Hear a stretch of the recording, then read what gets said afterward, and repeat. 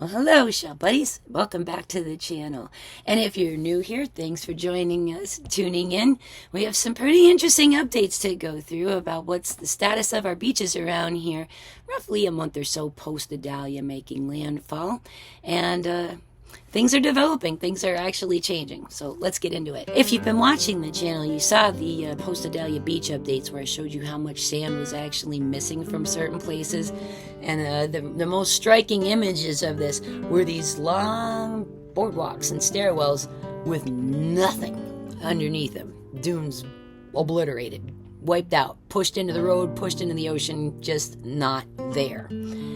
So, yeah, we had some pretty significant damage done from Idalia, and they're looking at getting beach renourishment, and in particular dune renourishment done, because the dunes also happens to be habitat for some of the nesting shorebirds, for nesting sea turtles, for gopher tortoises, certain plant life, all different kinds of stuff.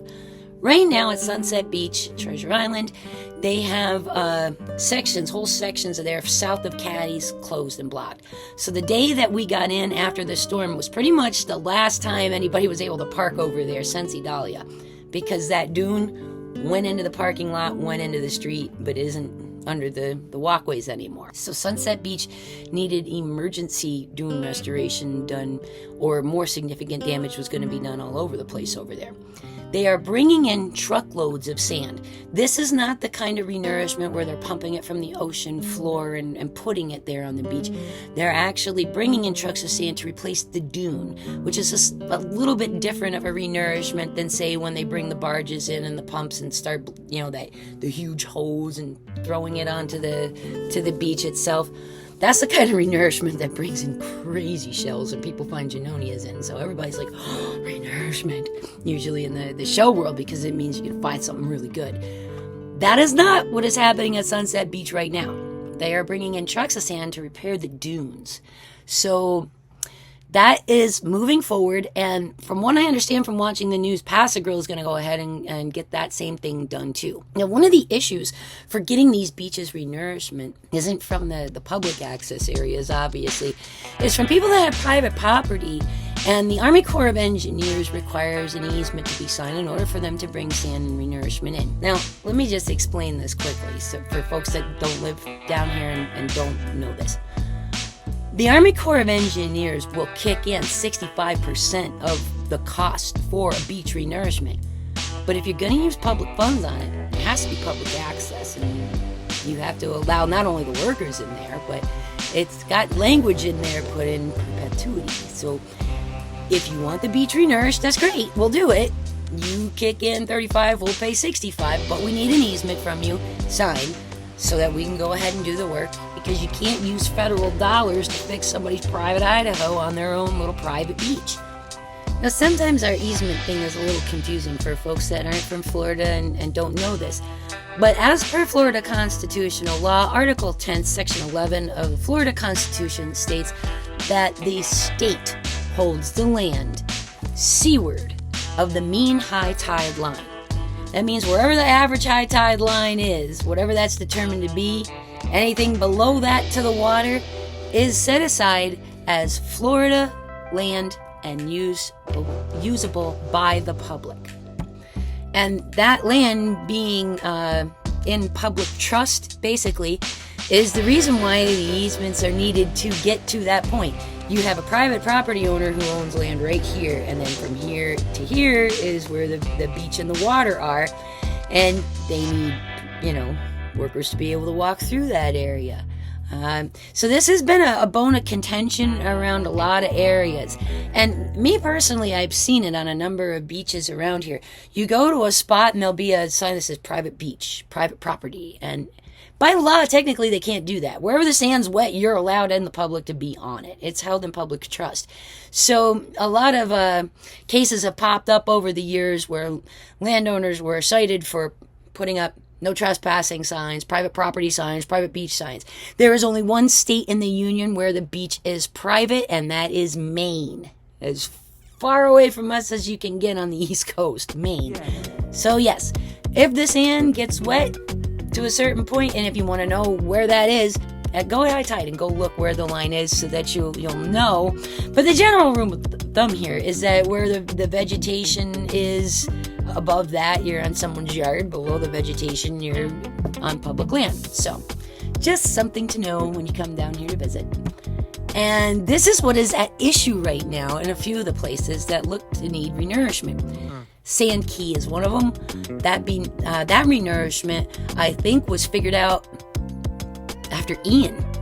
And they were supposed to go ahead and do it. And it got put on hold because they're missing some of the signatures. There was also Long Key that was supposed to get done too. And they couldn't get the signatures all done for that either. They were missing some of those as well. Now, if you're a property owner and you're not here full time, you really probably don't know the extent of the coastal damage that Idalia actually did. And other people have been popping up at these meetings with the Army Corps of Engineers saying, hey, listen, we signed these easements in 2018 and we never got renourished, and we're sorry we signed them, and looking at maybe getting possible legal involvement to get them out of the easements. And the colonel that came from Jacksonville happened to remind folks in this press conference that, you're saying that getting all these signatures is impossible, but they did it in Flagler, and they did it in Brevard. And in Brevard, a judge actually went ahead and signed an order for these easements. That means two words private property owners don't like to hear: eminent domain. So this is going to get a little interesting to see what happens. In the meantime, the easements have been signed for Treasure Island and Sunset Beach area, and I believe they're okay to go in Pass A Grille as well, because they're already trucking in sand over at the dunes at Sunset Beach. You can expect those parking areas to be closed for the next month. And let's see, we can look at my date up here. Today's Thursday, September 21st. I heard about this last night on the news, so it's only just a couple of days in the making. So before Halloween, knock on wood, the parking areas in Sunset should be okay. The beach should be well open and ready to go. You can still access the beach at Caddies and up, okay? It's the bottom end that took the most severe damage. And that being said, on the news report from Spectrum last night, when they were interviewing one of the folks from Caddies who was telling the public, yes, we're still open. You can still come. It's just the beach and the beach parking that are closed off. The businesses are open. So the camera pans behind her, and there was a line of shells up the beach by Caddies, just in the high rack line, just. Phew.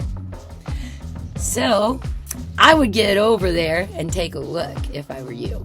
Me personally, can't do it this weekend. Got too much on my plate. Can't head north to go check that out because I have a number of shelling videos I still need to edit and get up already. But if you do want to go to Sunset Beach, just know that you cannot go south of Caddies, but there are definitely shells on the sand there. So as this story develops, of course, I'll be bringing you some more information and news about our beaches, our renourishment, plans to go ahead with that, and whatever else may happen out here between now and the end of hurricane season. Shh. In the meantime, thanks for joining us. Hope to see you again soon, and stay tuned because the shelling video is in the process right now, and you're going to get to see the things that we found after, and I mean right after, when the water levels were still extremely high.